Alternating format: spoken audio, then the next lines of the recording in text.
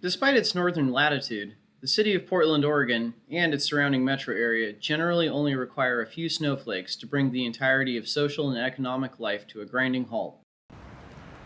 Well, it ain't much, but still enough to shut the whole city down. As such, every winter here in the City of Roses, any snowstorm, no matter how minor, is framed as a, quote, snowpocalypse or snowmageddon, which isn't hyperbolic given that even relatively minor snowfall usually results in dead quiet streets littered with abandoned vehicles.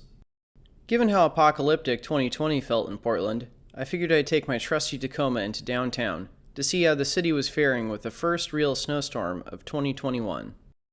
After a little bit of de-icing, and then a little more de-icing, and a little more de-icing after that, I was on my way into downtown.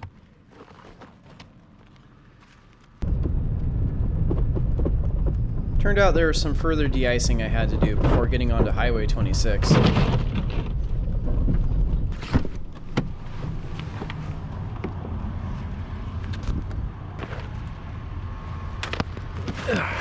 Okay, come on. To my great surprise, 26 wasn't a wasteland of abandoned luxury vehicles, and my passage through the veritable wardrobe into anarcho-communist Narnia occurred unabated. Now we are in Portlandia, where there are no rules and nothing makes sense.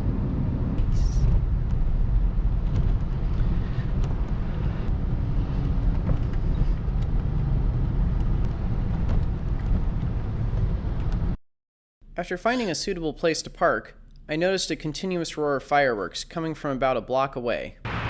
Given my proximity to the Justice Center, I figured it was Antifa up to their usual shenanigans. Thankfully, it turned out to be a really cool Lunar New Year celebration.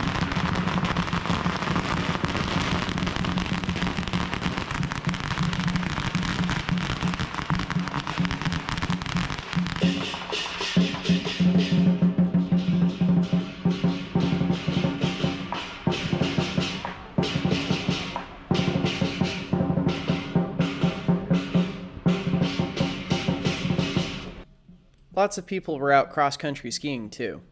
As I walked towards the Justice Center, I was taken aback by the stark contrast of the snow relative to all the anti-government graffiti.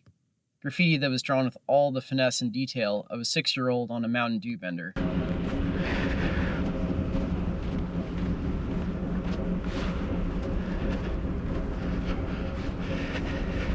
It was a nice change of pace from the multi-block dumpster that it had been for the last 7 months. The newest threat. Oh, they cleaned the graffiti off the pillars. Nothing like smoking weed right in front of the federal courthouse. What an age we're living in. Yeah. So the new elk statue. Also found it to be a pretty bold flex that someone decided to set up their tent where the elk statue used to be. I then made my way to Pioneer Courthouse Square. It was on my way there that the stark contrast of the cyberpunk dystopian reality that is contemporary Portland really popped out against the backdrop of fresh snowfall. Personally, I'm really proud of this photo I snapped of the boarded up Louis Vuitton next to the closed Mac stop. At this point, my GoPro battery was dead, so I decided to swing into Northeast Portland to see how things were on Mississippi Avenue. Businesses were running, families were playing in the snow, doges were doging, and the Red House on Mississippi was continuing to be an absolute cluster, well beyond any point of parity.